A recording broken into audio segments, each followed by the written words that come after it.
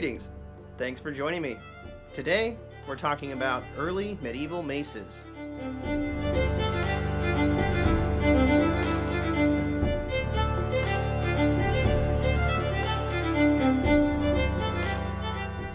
The mace, a timeless, enigmatic, and brutal weapon with a history that spans from before the Stone Age and goes well on into the 20th century. The genetics of this type of item clearly finds its origins throughout all of human history, from prehistoric stone clubs to modern police batons. It also seems that they have always found their place as ceremonial objects in society. Maces of approximately this type see notable use in ancient Egypt, medieval battles, and the trench warfare of both world wars. Let's take a quick journey through the timeless history of the mace. Enjoy.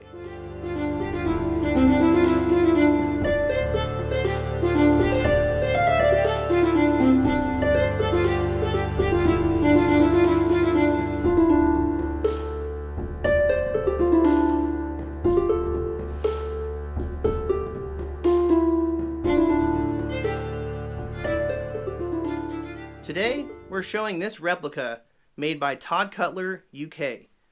This is a beautiful example of an early medieval mace. Maces of this form saw use from the 11th century to the 15th century. Just as the originals, this example has a head made of copper alloy. Originally it came with spikes that were quite sharp, but I ended up dulling them down to increase safety during demonstration. I also added this leather wrist strap and stained the haft. It's fitted to a lathe-turned haft made from ash hardwood. I am a huge fan of the ergonomic and robust form of this haft. Let's take a look at some of the archaeological examples of maces of this type.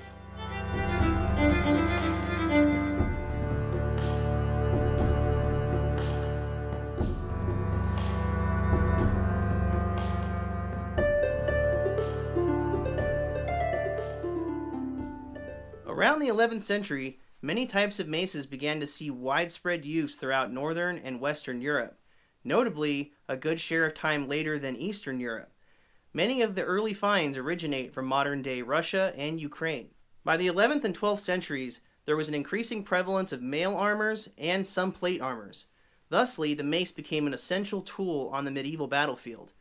This type of mace famously served as a regular sidearm during the Norman and Crusading eras. The spiked or knobbed heads make these well-suited anti-mail weapons by means of concentrating all of their force on a small area. If you can't cut the man, break his bones. The mace is also a formidable tool for damaging the armor of your enemy, to potentially incapacitate their movement, and to compromise the overall effectiveness of their armor. Maces of other forms, such as the flanged mace, became more prevalent during the High and Late Middle Ages, but served like functions as the designs that came before them.